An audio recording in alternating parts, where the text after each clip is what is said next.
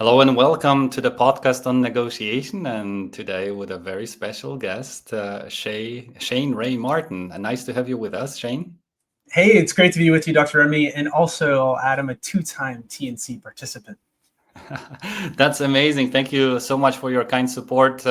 Um, uh, if when I think about people who are passionate about negotiation, there are many of them, but you stand out in terms of the amount and magnitude of your passion. It seems that negotiation has been defining every day of your life, both privately as well as professionally. And tell us a little bit more about it. How this passion started, Shane. I think it started because I was so bad at it. I was really, really bad at it. I got so nervous when I first started. Even the word negotiation, when I first began learning about it, would like make me tighten up and cringe. And so it set me on this like incredible journey of discovering what beautiful negotiation is and what does it look like to be a great negotiator. I was so curious. I didn't really have the answer, and it set me on this like incredible path to compete in the negotiation challenge, to read books, to do trainings, to actually negotiate, close deals, win deals, and it's been the best adventure of my life. And I would just also add too, it's my real passion for negotiation really comes from just like loving people and being around people and helping people and serving people. I think that's when negotiation is at its finest, is when you have that mindset, not when you're always just trying to take, which we call naming and claiming and all kinds of cool things in negotiation. So yeah, I guess the passion comes from not being very good at it, and then learning and iterating and then getting better at it over time. It takes time. And becoming an expert finally. So, and that's where you are. That's where you are today. And I've been very fortunate to accompany at least the last couple of years of your journey. So you're done with your MBA degree now, right? Tell us a little bit more about your post MBA professional career. Yeah, so right now I work at a fund called B Ventures. It's a first of its kind venture capital fund specifically focused on AI, peacemaking, and in this case, negotiation. So we're literally investing, we're so fortunate to invest into tools, technologies, and really into people who are trying to build the future of peacemaking, to build the future of negotiation. And it was started by a gentleman named Brian Abrams, who's had an incredible career in venture capital. A couple years ago, he decided to shift and now start B Ventures. And so I'm working alongside him, and the team we're firing on all cylinders. There's so much momentum in AI and negotiation, and it's really fun to be a part of. Tell us a little bit more how B Ventures discovered that niche. What was that like? A prophetic dream of the one of the founders, or was it a result of a thorough analysis? How did they come up? How did you guys come up with an idea? Hey, let's start investing in peace building ventures. Maybe a little bit of both.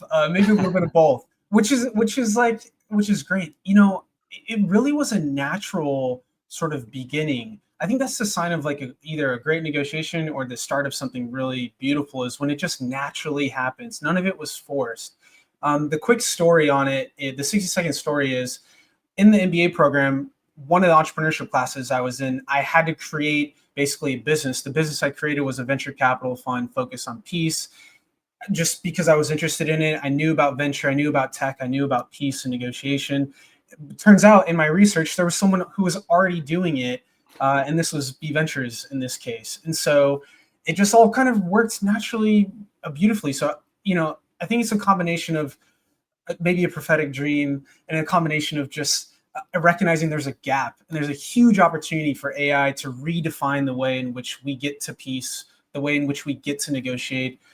It's changing really, really fast, and there's exciting technology. And most importantly, they're really amazing founders who are literally building the future of negotiation as we speak. And it's very, very, it's such an honor to be able to meet with them and call them friends. That's amazing. So Shane, tell us a little bit more about the business model of B Ventures. So you guys, classically a VC fund is hoping for a 10x exit.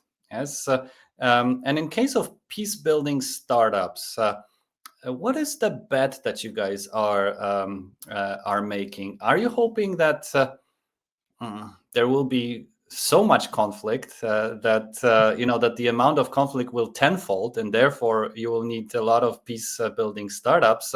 Or do you believe that for some reason governments or private investors will want to enter that space? Or what is the bet that you guys are making on the future of that niche? Where does 10K? Where should 10K 10x? I'm sorry, 10x come from, not 10K.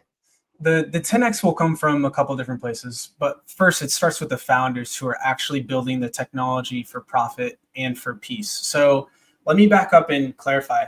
The ultimate vision of B Ventures, I would say, is that we are hopeful to be a small spark of a huge ecosystem called peace tech. And we believe that the ceiling of this is so incredibly high, and the way that that's going to happen is a lot of different ways, and we can theorize and hypothesize. But I would also just say it's already happening. There are communities of peace builders who are building technology for peace. There are events taking a place. There's peace tech hubs popping up in different countries across Europe and the US and et cetera. So this whole ecosystem is being sparked. That's our ultimate vision. But how you get there is really, we're believing that peace can be profitable. So we're saying you're a founder who's building a technology that someone's willing to pay for and use, and they love it, while doing it through the lens of peace. So it's dual use. It can be used maybe commercially, and we can talk about many examples, but it's also maybe being used diplomatically. And this is the idea of like how peace and profit can go hand in hand. And so investors are an important part, academics are an important part, builders, founders are an important part. It's going to take a whole sort of, it's going to take a lot of time and effort and energy, and we're going to do it. It's going to happen. That's amazing. That's amazing. I completely believe I completely believe in peace building communities. They have been around for a long time, and I've also was very fortunate to meet many people who are active in various peace building movements, and they are extremely inspiring. Not expiring. I don't know what's wrong with me today. They are extremely inspiring. So I completely buy that. I completely buy the technology bit. So AI is already playing a big role there, and we will talk about it in a few seconds. I still need to understand, or would like to understand, the exit strategies of the startups that you guys fund. How does it? What is the most common exit strategy? I mean, because VC funds, obviously, you guys live off of the exits, right? So once these startups are created, are you hoping that the governments will take them over? Are you hoping that what's the liquidity event that you're speculating for? So the two dream liquidity events for venture capitalists are one, the company goes public, which is called an IPO, initial public offering, which means anyone can go buy stocks in the company. The second is through maybe an acquisition. So maybe a bigger company acquires the smaller company, and then that tech is able to be used by the company that buys them. And in those cases, oftentimes venture capitalists, because they invest early on in the company, will then be able to generate profit from their investment. So those are the two like dream sort of scenarios that investors look for. And in the case of peace building, which ones? What do you think will or would be the share or prospective share, or what do you guys hope for? Would it be more the IPO, or would it be more the acquisition, or investments of other more strategic investors? Which I'm not sure what would it be in peace building. So what is the what are the exit strategies or liquidity events that peace building startups can or should hope for? It may be a combination of both. It's a little bit too early, obviously, to tell, but like if I think about the quote or the phrase, like history often repeats itself, I think about like in reviewing the work and investments that Brian has made in the past at the previous fund he co-founded, there were 15 different exits. Some of those were IPOs, some of them were acquisitions. So it's likely to be like a blend of both. And that's really like, if there's one differentiating factor of B Ventures, it would be that we're investing and targeting great returns while also doing it through the lens of peace building. Right. So, which is a definitely a very noble intention and very noble objective. So, let's have a look at your portfolio, Shane. What kind of startup specifically would you, or can we imagine as part of the peace building ecosystem, especially how they connect to the technology bit that I think is very important for you guys. Yeah, sure. So there's so many great examples. One particular example that really stands out as it relates to peacemaking and negotiation is this great company called Anadir Horizon.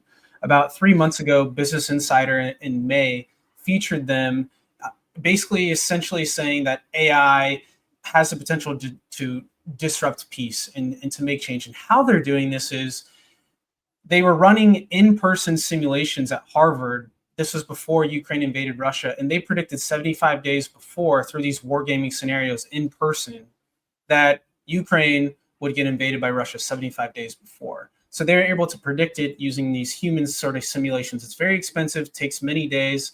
And so essentially, Brian had the opportunity to meet Arvid, who's the CEO and the co-founder now.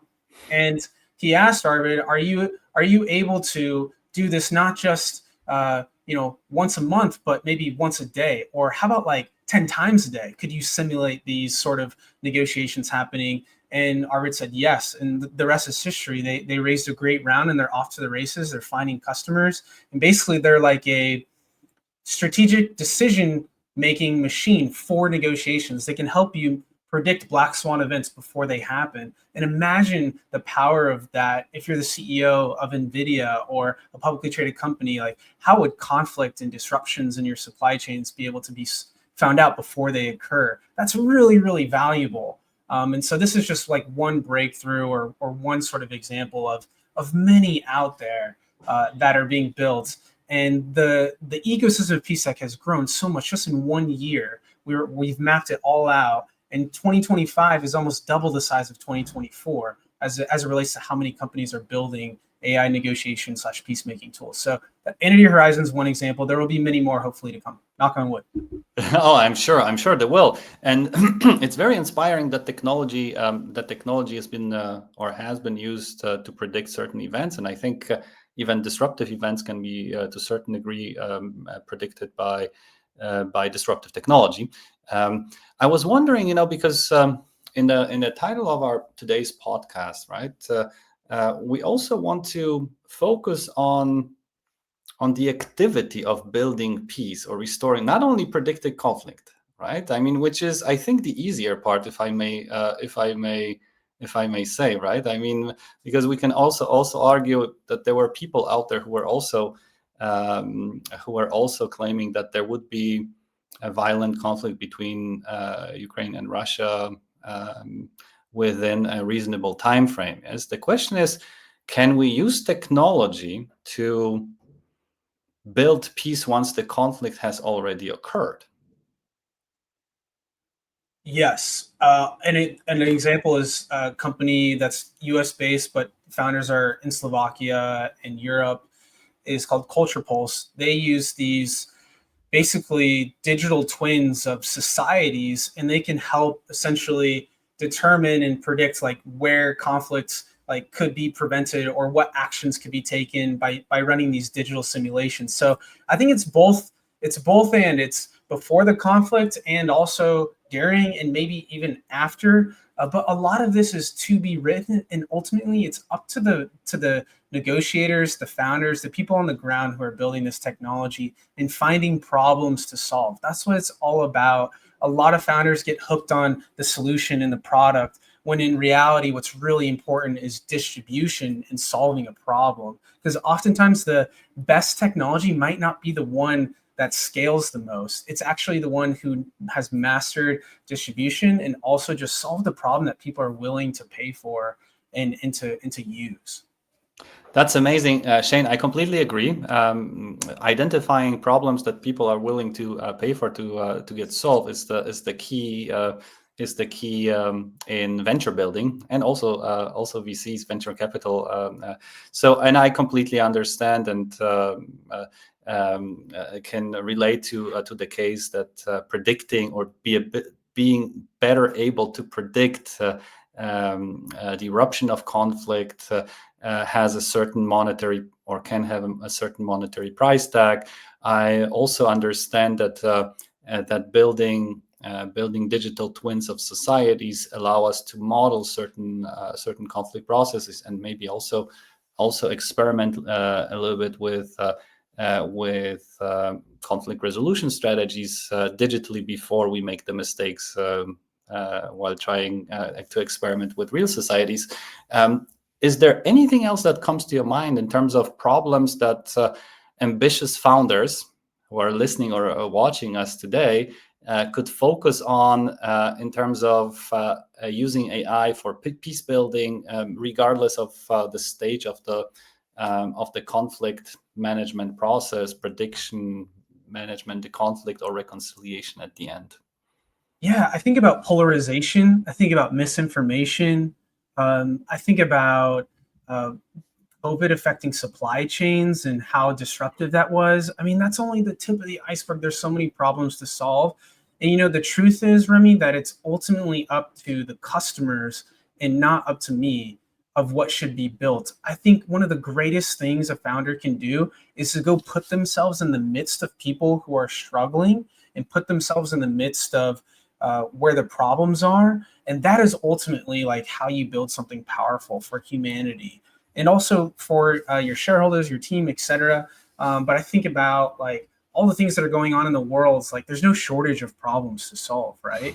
Um, so as a founder, it's like find a problem that's a really big, difficult problem, and find one that's also one that you're passionate about solving. And if you can blend those together, what that is for you personally, then you can really do something special. And these are the kind of founders that we're looking for, who are the ones with big vision and who really want to change the world, and not just like in a hypothetical way, but really want to change the world and build something really, really, really impactful and peaceful. And so I would say pick your problem. There's like so many quivers in the arrow to pull from. But those are a couple right off the bat. Misinformation, polarization. There's so many more. Yes, I'm sure. I'm sure there are many, many more. Which stage do you guys invest at? Seed, Series A, pre-seed, probably somewhere in that area, I can imagine. No, or Yeah, pre-seed, seed, and sometimes Series A. pre-seed, seed, and Series A. Okay. And what is is it public to discuss the or can we discuss also the size of deals, so ticket sizes, and the size of the funds that you guys are managing? Yeah, of course. So the check size is, it ranges. It can be, for example, 50K. It can be 500K. It just depends on like the The scale, conviction. probably. Yeah. Yeah, scale, the conviction the investor has. And I think no matter who you talk to in VC or who's an investor, there's no perfect answer. It's really dependent on who you're talking to, and things like that. But it's uh, it's it's important for the founder to ask that of the investor too in the process as well, and to communicate clearly. There's so many great examples of that, of peace tech founders who are doing that really well right now. Amazing, amazing. Have you guys had any successful exits yet? Probably not, right? I probably were in the investment phase, I can imagine, or no? Where are you guys at in terms of managing your fund? It's like you're speaking it into existence. What should I receive? So the fund is really is still fundraising. So the fundraising Ah, closed in December. The fund has made 6 investments, mm, and these usually take like between 7, 10, even longer, sometimes years, for there to be an exit. So it takes time, and it's very much a long game. It's a slow burn, if you will, when it comes to venture capital. So you have to be patient, but at the same time you have to take action. And Brian and I are constantly talking about being biased towards action, trying different things, experimenting, iterating, doing more of what works and avoiding what doesn't work. Like this is entrepreneurship at its finest. So we're trying to practice what we preach and live it out as well. and if you guys face a difficult trade-off, so for example, let's assume that you guys have to decide between two startups. One is more impactful, as which means its contribution to peace is likely to be larger, or peace building is likely to be larger, but no liquidity event inside. So it's highly unlikely that it will go public because of the sensitivity of the data that it handles.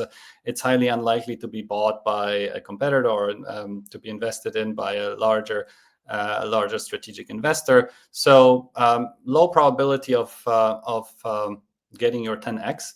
And the other one, which has a smaller impact potentially, but highly likely to be bought by someone or go public very successfully and make your tickets highly profitable. Which one would you go for?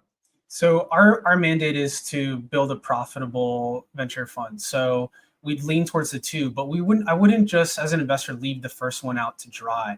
You know, there are so many different funds out there that could maybe support them as they build. And so we're constantly making connections. We have a WhatsApp group of Peace Tech focused founders, investors, and builders who are all helping each other. So it's not like we haven't been in this situation where we have to choose one or the other. But I will, and I will say, like, the whole idea is to show that Peace can be profitable. So even if the impact of Peace is minimal, maybe we can work with them to help ensure that Peace is more impactful. This would be the approach. This would be the idea. But the truth is it's really up to the founder. We're very much not the type of investors who are going to invest and then come in and run the company. We're here to guide. And that's what a great investor does, in my view, is they walk through the hard times and the good times with the founder, and they guide them. They don't just take the hard days off. They're dialed in on the hard days, which hard days will come. They will come. That's a guarantee. So it's a tough question. Thank you for that. No one's ever asked that. Impact invest is a very standard question when it comes to impact investing. I think similar questions were asked to many sustainability VCs or VCs which are focused on green technologies or green startups. Because they face a very similar trade-off or dilemma, right? I mean, it's not a trade-off because it's possible to have both, right? Like you correctly said, right? It's possible to build Peace and operate a very profitable VC. But at times there are these difficult decisions. And yes, the answer that you gave is very convincing. Yes. Impact can be always enlarged, especially with the power of the community or network, and at the same time, there are also other opportunities to fund activities of startups that may not have the potential of 10x due to the nature of the work that they do, even though the work might be very important and strategically important and contribute to peace building. What impressed you the most, Shane, in the line of your work at B Ventures? What were the eye-opening events or insights that you've experienced ever since you've joined forces with them? There's so many. I'll pick two. One of them is the now, like happening right now.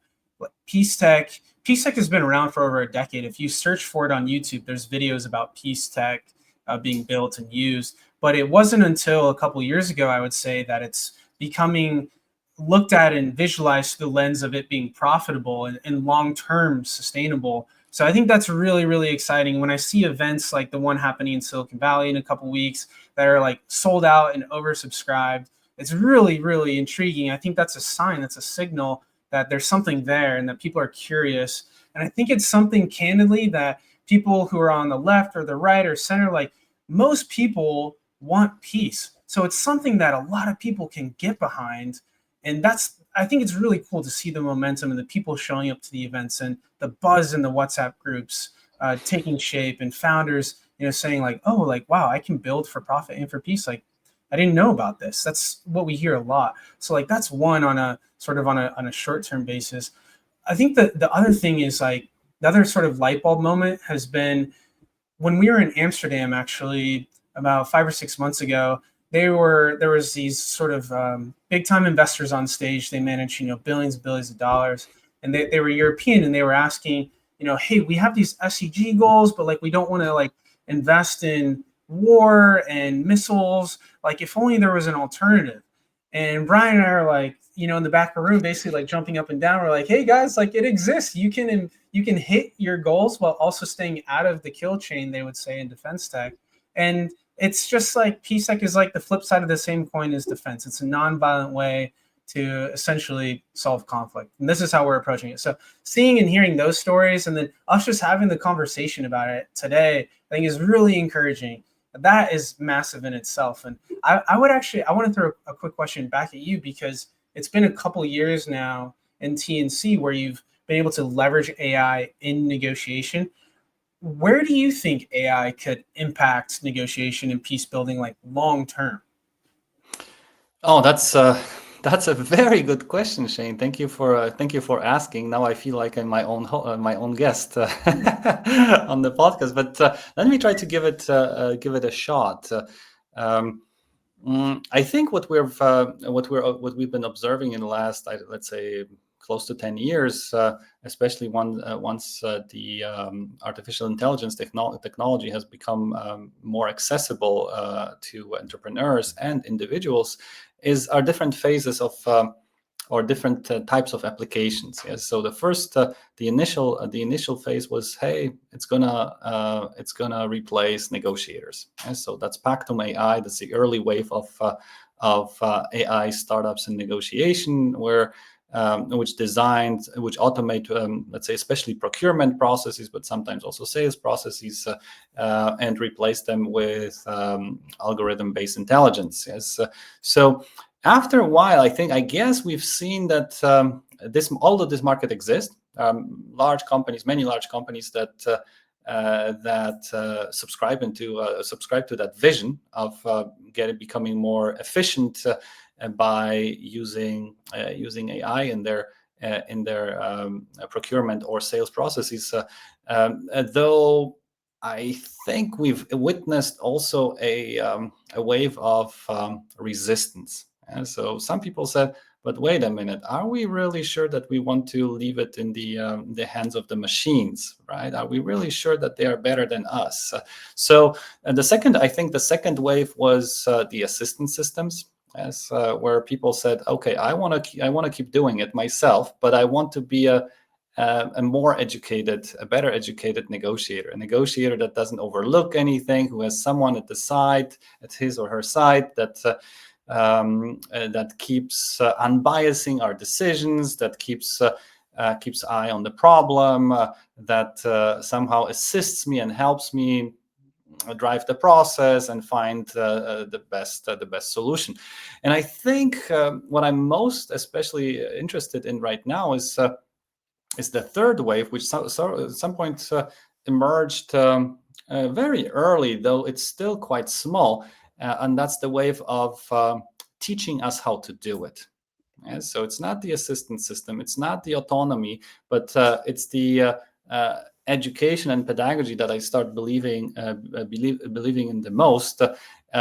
Because imagine this, Shane. Yes, if we all knew how to handle conflict, as if we all were great negotiators, as if we all had access to someone or something that teaches us how to actually manage these difficult situations, or how to live our lives so that they turn out to be constructive rather than destructive, yeah?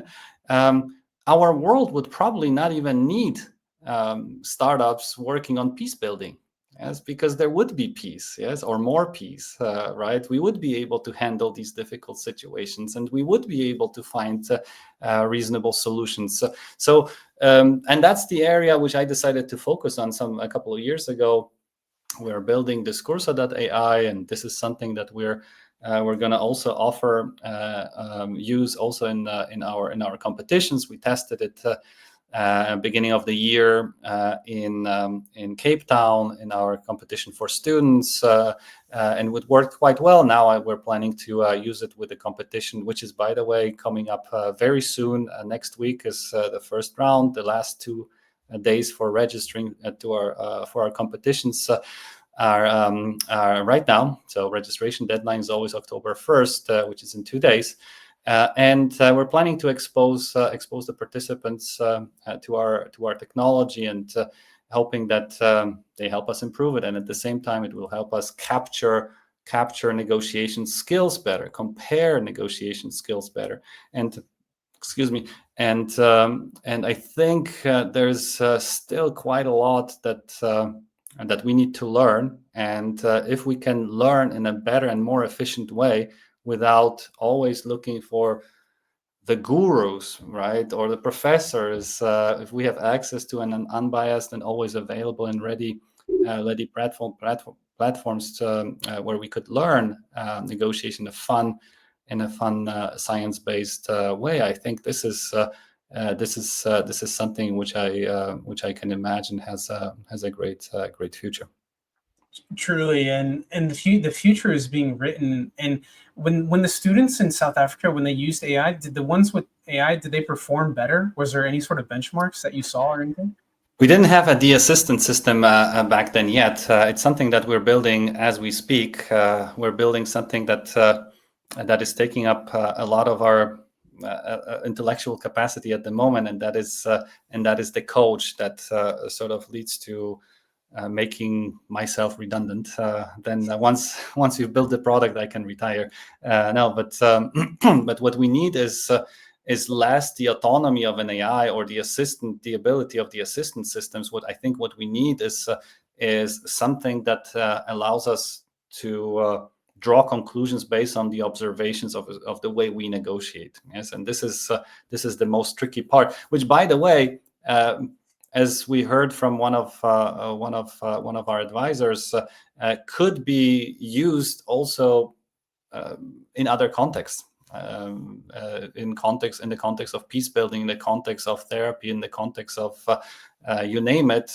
Basically, all those contexts are based on linking observable symptoms to recommendations. Yes, and they focus slightly on different ways, different contexts. But this logic of how to first of all observe, gain access to observations, to relevant data points, and then how to link those data points with the with the recommendation of the next step, or recommendation of what to read next, what to listen to next, or what to work on next. That's not trivial if we want to make it dynamic. Yes, it's trivial when we make it static, like Duolingo, for example. Duolingo is fairly simple. Yes, fairly simple because it's a linear algorithm which always suggests the next step after the previous step. Yes, here this is a little bit more tricky because negotiation competencies. This is not just vocabulary and accent or pronunciation. This consists in our model of 16 different observable traits. But yes, oops, I almost knocked down my microphone. But yes, this is an exciting times to these are exciting times to live in, both in your domain of peace building as well as in mine of education. And we got a very interesting question from the audience, which I would like you, Shane, to answer, since I've been talking for too long. Do you feel the future of AGI will have a negative impact on peace and humanity, empathy, negotiating to a win-win-win for the VCs and those humans needing sustainable peace? It's a great question. Also, Richard is awesome, and he has an amazing heart, and I'm getting the sense of that's where it's coming from with this question. They're just like any new technologies. There's going to be a negative impact. My answer is like yes, there will be a negative impact, but I'm hopeful that the positive impact will outweigh the negative impact greatly, and hopefully diminish it where the negative impact is reduced to almost nothing. And at the end of the day, I think it really comes down to the builder. Is the heart of the builder of the technology truly for peace or not? And they determine the trajectory of where the company goes. Just like a startup CEO sets the pace for the company, same thing for peace. If the founder is focused on peace, then they'll build for peace. So that's super important as we're looking at like people to invest in. And early stage investing is so human driven. At the same time, we're investing in AI, but it's really about people. So I'm hopeful that the negative impact will be super small. and the positive way out will outweigh the negative. Yes. So Shane, um, if you were to define an ideal startup that B Ventures would immediately invest in, as regardless of the ticket size, regardless of what they put on their desired term sheet, yes, what would be the characteristics of that startup in your space? I would start the answer with 3 words: make peace predictable. There's a lot of value to be generated when you're able to understand what is coming down the pipeline before it happens. And this is something that AI is really quite good at and will probably continue to get better at, is predicting what comes next. And it's not perfect. It's going to make mistakes. I make mistakes all the time. You make mistakes. We make mistakes all the time. But AI is particularly good at that. So a startup that is able to sort of see what's coming before it happens and then have some sort of moat or something that's defendable and unique about it. Maybe that's data or distribution, something that's gives it an edge over others is super, super important. And then a founder who moves with velocity, a founder who is not waiting around to make decisions, but is making decisions and pivoting when they need to pivot, and has that discernment to recruit really great people to the team. Is also a huge factor as well. So there are so many different, but those are some right off the bat. A founder who moves quick and is high integrity, building something that's unique and different, and then also like makes peace predictable. That would be my answer for now. It might change in a year. That's amazing. And I wish you guys, by the way, if someone is listening to us and has a startup in his or her pocket that matches these characteristics and is a person like Shane just described, guys, you know where whom to call, you know where to reach out. B Ventures, Shane Rain Martin, you guys will find him on the internet very easily. And let's talk a little bit about peace, but in a big sense of this word, meaning resolving violent conflict that is, by the way, unprecedented, as an unprecedented magnitude and frequency and intensity as we speak. Right? I'm thinking about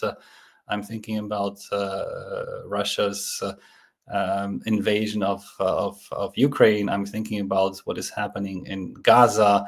Do you see the potential to augment our abilities as human beings to improve to increase the probability of resolving these conflicts? And if yes, how could technology help us to find peace with Putin, for example? Oh man, peace. It's a thing that I really believe starts in your heart. So are you able to manufacture or build peace within yourself, or with others, or with God, or who you worship? If you can authentically build that bridge, uh, that's really powerful as well. Can AI help do that?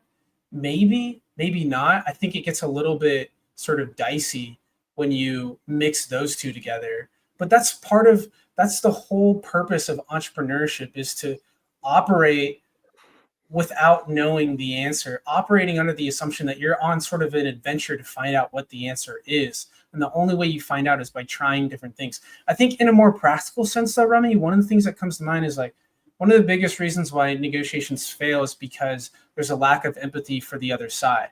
Like if the two sides were to just get together and spend, a couple days together outside, they would, spend some time talking. No AI is involved, and they may be able to reach a deal. But these conflicts are so complicated and intertwined deeply in violence, and like I would even say sometimes like spiritual warfare is at the root of a lot of these conflicts. So how can AI help that? That is sort of the purpose of entrepreneurship and venture capital, is to operate without the assumption of knowing the answers, and testing and iterating. and seeing what's possible. But if AI could just help us better understand truly what Putin's true intentions are, then we might be able to be more influential at the table and vice versa with him. It sounds crazy, but like it's possible. AI can help do that. And I hope the negotiators who are at the table with Putin are using a combination of like their human intuition and those skills that like we are have talked about and have talked about for years, you and I now at this point, with a combination of AI as well. Like it's a dual sort of being able to use both, I think, is what the next generation of negotiators will do really, really well. And that generation is here, it's coming, and B Ventures is sort of blazing the path. And we're so honored to do so. And we hope that others will join us too. That's amazing, and I admire the job that you guys are doing, blazing the path for an industry or multi-billion-dollar probably industry in the making. To your list, I would probably also add addressing negotiation skill or conflict resolution as a skill at a very early age. And so pedagogy, I think one of the reasons adults reach for weapons is because at some point they lose hope or lose control of the situation, lose hope of the possibility of resolving their disputes in other manners, in other ways. And something tells me, although not all conflicts are reconcilable, yes, we need to acknowledge that regardless of how much AI we will inject into a problem, it might not allow us to, might not let us to find the solution that satisfies involved conflicted parties to highly enough that they consider the matter as resolved.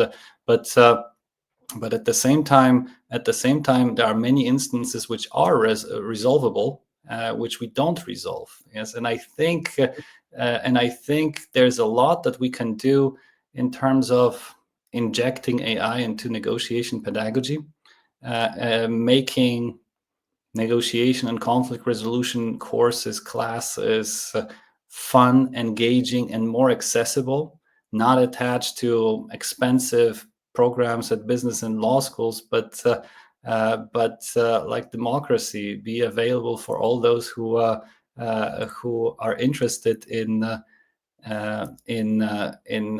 reaching out for them. And I think this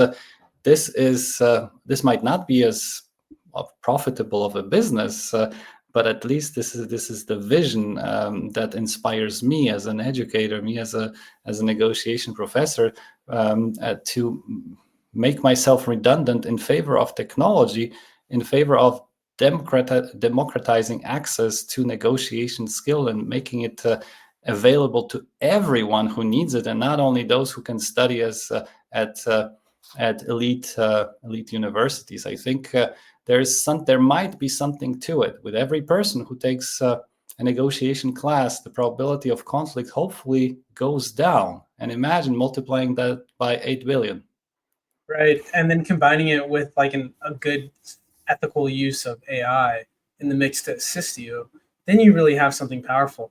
I like your approach of starting early, and I didn't have that. So, imagine the pain and suffering I would have saved myself if I had had these skills sooner. And I think a lot of people feel that way. I think everyone needs conflict resolution skills. Like if you operate in the world at all, there's going to be conflict, and it's all about like how you respond and reply in those sort of difficult situations. Exactly.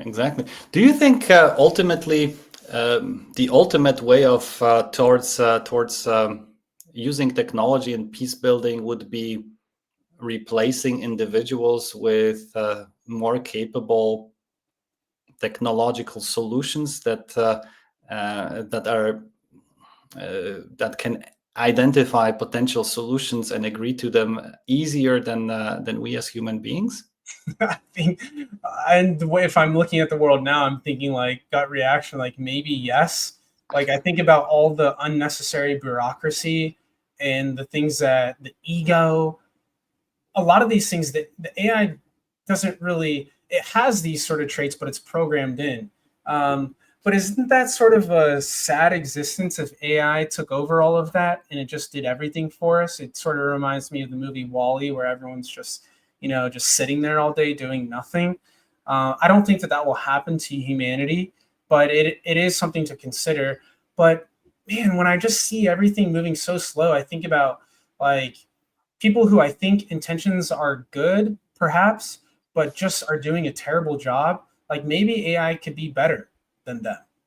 And I mean that like with all due respect, maybe they could find something that's more fulfilling for them and they're more happier to do the job.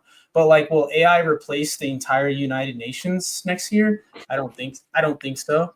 But there is possibilities maybe to the United Nations to leverage AI to be more effective. Absolutely, absolutely. And there are a few areas, research areas, which I'm highly interested in, and that is, for example, among in entrepreneurship, that is using AI algorithms or AI autonomous agents as co-founders and for startups, right? Because startups cannot cover the full spectrum of entrepreneurial skills they need to have in order to be successful. So why not have an AI based co-founder, right? Another one. How about having an AI board member? Has similar logic, right? Boards are prone to biases, and therefore having a board member that is not would probably increase the quality of their decisions. And from those, and there's already some research done in both directions, but moving further in the direction of peace, moving further in the direction of peace. Well, maybe we can imagine, let's say, AI-based government members as responsible for conflict resolution or peace negotiations. Are you guys building anything like that? It sounds crazy until it's not, right? We personally aren't building anything like that, but I'm willing to like see and hear and learn what people are. I see a future where that's possible. I think about even um, AI helping fly an airplane at some point. Like that's coming. So these AI is driving cars and semis on the trucks on the freeways. So like, will it help run a government? Maybe. Will it help run a negotiation? Perhaps, perhaps. And this is the vision for you, Shane, from Vladimir, who says, Shane, we need to replace UN with AI. Yes. So you guys, if there's anyone who can build it, that's certainly B Ventures or any of your one of your startups. So, but before we build startups that replace UN at some point, or before we build AI agents that replace executives or entrepreneurs, well, maybe not replace, augment or supplement their abilities. How about learning how to negotiate better ourselves? And we have a very special occasion as to that we would like to address at the end of this episode, and that is, guys, if you feel you would like to test your negotiation competencies with people from around the world who are just as skilled in negotiation, or just as passionate and skilled in negotiation as you might be, join the Negotiation Challenge for Professionals. It's the last days. For registering for this amazing event. Shane, I think you've been with us a few times. Could you tell us a little bit more about what you've learned and whether it makes sense for people to join? Yeah, of course. I've done like dozens of negotiation trainings. I've never found something more practical and useful than doing the negotiation challenge. And it's for one reason: you actually negotiate. Like there's no sort of fluff, there's no like confusing curriculum. You're given tasks to go negotiate, and you get to meet people and make friends and build community, which I think is super special and powerful. So I have yet to find something more helpful than doing the actual negotiation challenge. And you can quote me on that. And I hope that you go and sign up and have a blast. I certainly did. And I'm looking forward to seeing how it goes this year. Thank you so much, Shane, for your kind support, and thank you for being with us today. All the best to B Ventures, to the B Venture team, and I hope you guys will find a lot of golden nuggets out there. I hope you guys will contribute to building peace there, where it's especially there where it's necessary, and above all, that it will make you into billionaires. So, thank you for joining us today. Yeah, yes. Thank you for having me. And if you are the person building that golden nugget, reach out to Remy and I. We want to hear what you're building and support you and walk with you. And let's talk again soon. Thank you so much for being with us, Shane. Likewise. Thanks.